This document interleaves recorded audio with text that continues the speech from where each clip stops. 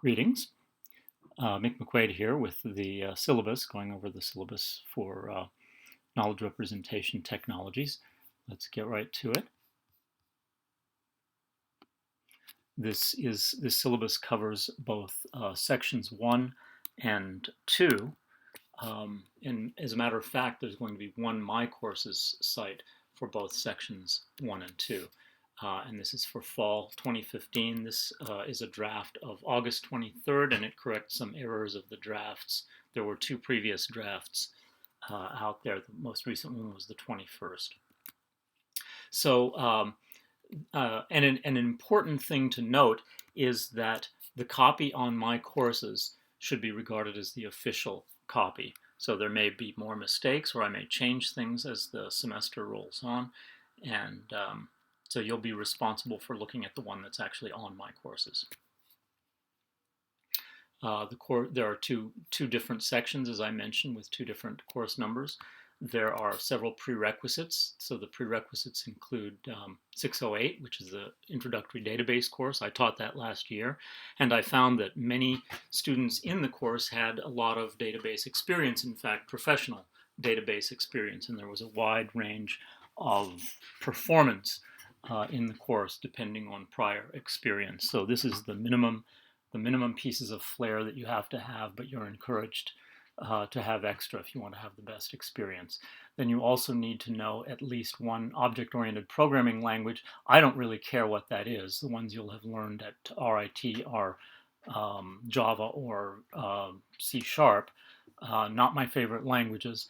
And I don't mind if you use a language that's had object orientation bolted onto it. That's not really intrinsically an object-oriented language. In fact, I'm interested in using JavaScript with some of the material that we're going to be doing simply because it's so prevalent. And it, of course, is an example of a language that's had object orientation sort of bolted onto it. Then you need to have at least one web course. Our courses by Dan Bogart are pretty standard. They're they pretty much conform to web design courses in other colleges. So, and presumably you have already talked to an advisor about whether your course meets that specification.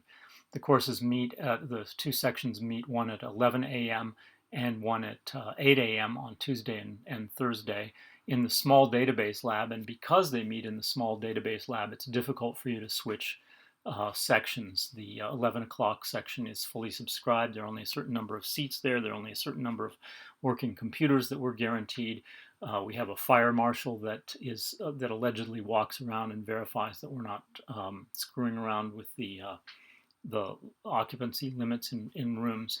So unfortunately, I know it can be painful to come to school at 8 o'clock, but it will be very important for you to do that if you're in the morning section.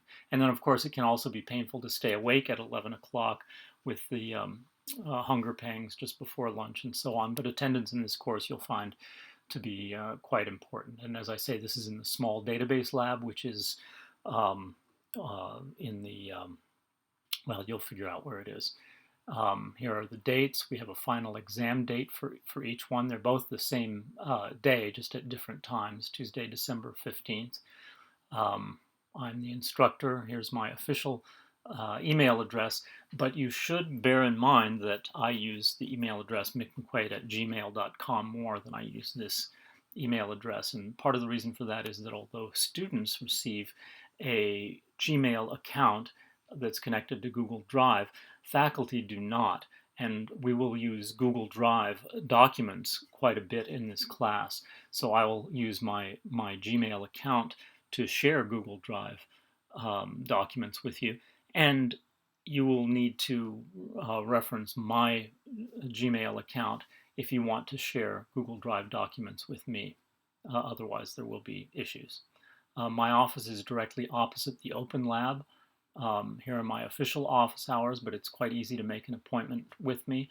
I prefer email. I don't actually like to give out my phone number too much because I vastly prefer that you contact me via email. And in fact, I've only had, in the past term, I believe I've only had students who were really, really seriously in trouble who called my phone number. Generally, students will email me.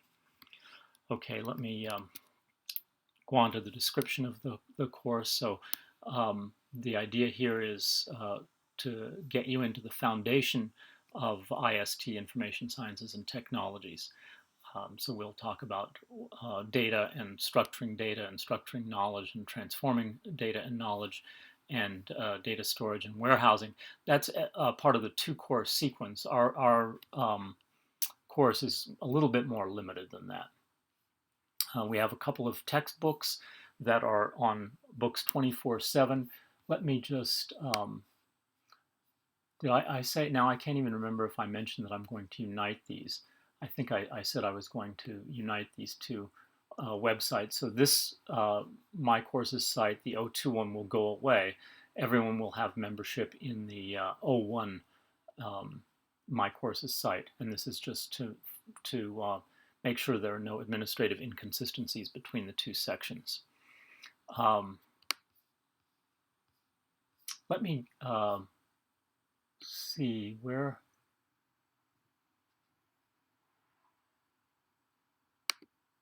Is this it? Ah, yeah, okay, here we go. So I mentioned that we have the two textbooks, Elliott Herald, and I'm not even going to try to pronounce that one. You can just go to library.rit.edu and type in one of these names to find the book. And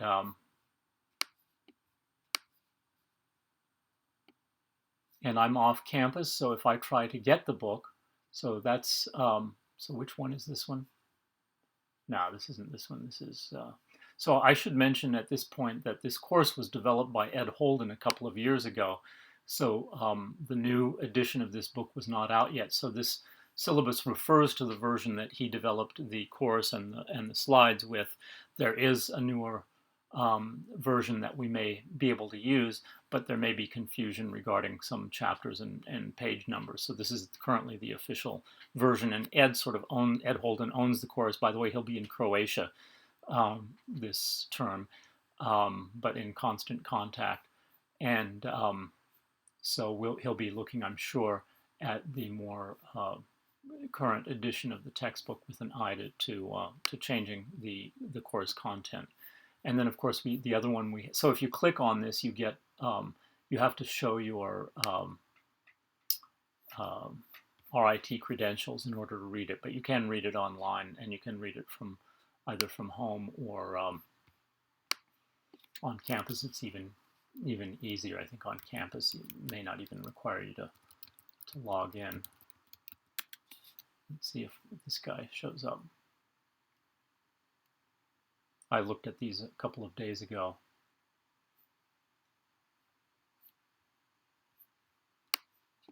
So I may be am I spelling that wrong? Or I just didn't give his full name. Oh, XML 1.1 Bible.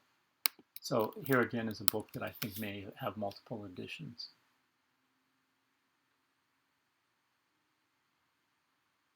And I spelled his name wrong. Okay, so I shall update that so that you can just search on his name. And here again, you'll be asked to log in, but then you can read the book online.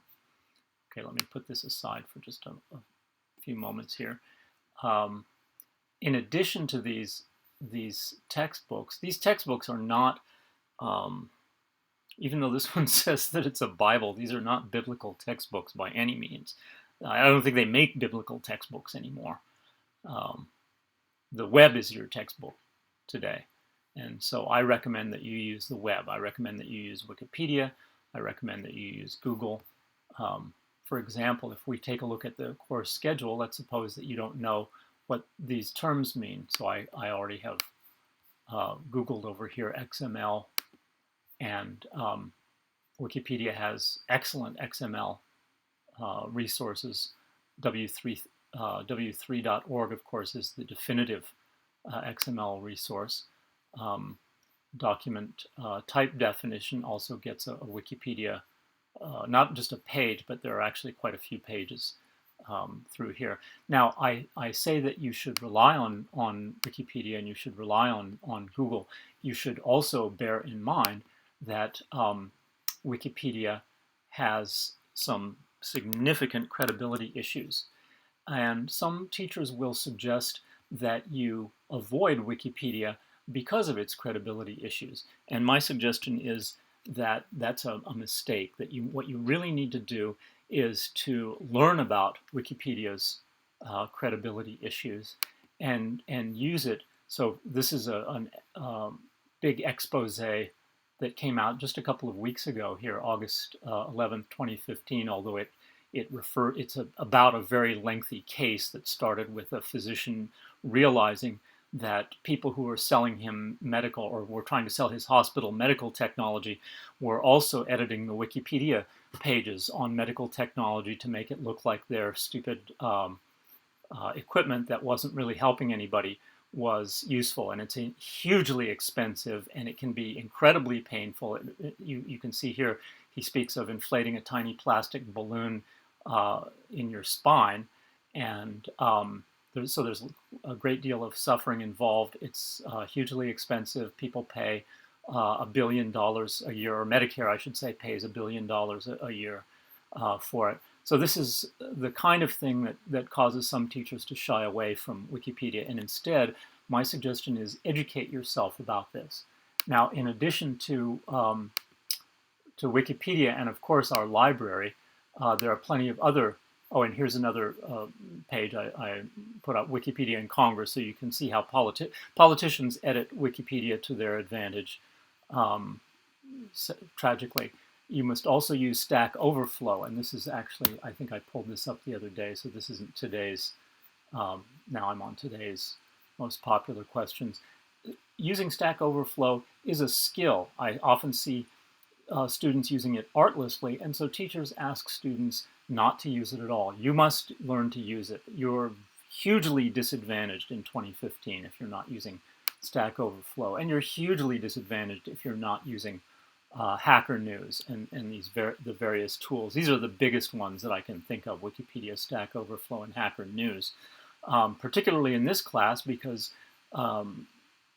MongoDB, which we'll cover in this class, let me get back to the syllabus, was, and in fact, the hotness on Stack Overflow about a year and a half ago. And so there's a huge amount of material available about it on Stack Overflow. So you need, what am I saying, on Hacker News. Okay, so back to the schedule. So we're going to review RDBMS, and if you've taken my version of 608, this will be just a rehash for you. We'll spend a lot of time on XML and document type definitions, and not really just basic XML. I would like you to understand more than the basics here, so that's why I've given it so much time here. There will be a little project. We'll discuss namespaces, NoSQL or NoSQL, contrast it to RDBMS, move on to MongoDB, which will be the main work that you'll do. We'll be wrestling. You'll be doing a lot of wrestling with MongoDB, and then we'll have some additional advanced topics, and then you'll have a presentation and a final exam. Now you may wonder what things are being graded. So I've put that down here separately. So this tells you what's graded and when it's graded and how much it's graded. And the interesting thing about this, and this is the standard grading point. This is kind of school-wide. We've all instructors get to do their own thing, but we've all been encouraged to conform to this same standard here. The thing that you may notice that's quite interesting here is that it says possible quiz here, possible quiz, and then it says 5 to 10% and 5 to 10% and 5 to 10% on these quizzes. See, the recipe project is exactly 5%. The Mongo Twitter project is exactly 5%. The project presentation is exactly 40%. The final exam is exactly 20%. But the quizzes, although cumulatively they're 30%, show variable amounts. And that is because there are going to be a variable number of quizzes. And that number of quizzes is going to depend on what happens during the semester. So the weight for each quiz won't be determined until and the number of quizzes won't be determined until the end of week 14. So that should introduce a little bit of anxiety and apprehension. You'll be actually taking a quiz and receiving a grade for it without knowing how much of the final grade it represents until the end of week 14. And that can be a bit harrowing for students, planning and dividing up their work. So your best, and this is on purpose on my part, I've thought this through, I think, pretty carefully. Your best strategy to improve your quiz grade is to attend and provide high-quality participation. So this strategy will diminish the chances of extra quizzes. So if attendance is good and there's a lot of high-quality participation in the class, I'm less likely, I don't want to do extra quizzes. And so it will increase the chances that you will know the quiz topics in advance also, because the quiz topics will become more varied as time goes on. So now, I'm afraid, now one rejoinder you may offer to this is that, gee, so other students could not show up or show up and keep quiet, and that will adversely affect me. And that's true. It will adversely affect you. So the actions of one student may adversely affect your grade. This is actually a very good sample of real life. The actions of the people around you can cause you to sink or to swim. And you cannot make up for other students being quiet by talking all the time. If you talk insistently throughout class and then come to me and say that your participation was really great and you should be exempt from these things, I will tell you, I'll try to be polite about it, but you need to participate in a way that encourages other people to participate. People who dominate the class participation are no fun to have around. One viewpoint is no fun to have around. Okay, so we have a lot of policies. That really sounded pontifical there. Sorry about that. But it's important, it's true, and it's something that we often don't talk about because it is a little painful. Okay, and speaking of painful, here are our policies. These are school-wide policies for the most part, and so you are introduced to them at the beginning of every course, and you might be tempted to say, well, you just went over this for a minute in the first day, and I didn't think you were that serious about it. And the only reason that I'm not going to go over these in great detail is because this may be the fourth time this semester that you've heard all of this stuff, depending on how many introductory classes you've gone to already this week. So these are of great importance. You are expected to have great familiarity with this. I had a situation of a student who cheated. Here's the academic policy, the policy on academic dishonesty. So we have a policy on academic dishonesty, and I had a student violate it and insist that I hadn't gone over it at the beginning of the semester. That student, by the way, was ejected from the from GCCIS. I don't know whether he's still in RIT, but I know he's out of GCCIS. And by the time that I accused him of cheating, I had already marshaled the evidence. I had visited other faculty. This is something that I take very seriously. And so if I do accuse you of it, you should be prepared to take the accusation very seriously, unlike this student who made I think a serious mistake and is now gone. Okay, so we have all of these policies that you're supposed to go over. You're supposed to click on these at some point. You're supposed to do all of this stuff, and I expect you to do all of this stuff. It's too boring to talk about, but I expect you to deal with everything here and to take it extremely seriously. Okay, now that's all for the syllabus. I do want to leave you with one thought here, and that thought is about the way that you're going to study in this class and in this semester. Those of you who already know me know that I want you to prepare for unstructured careers. I want you to be prepared to work without structure.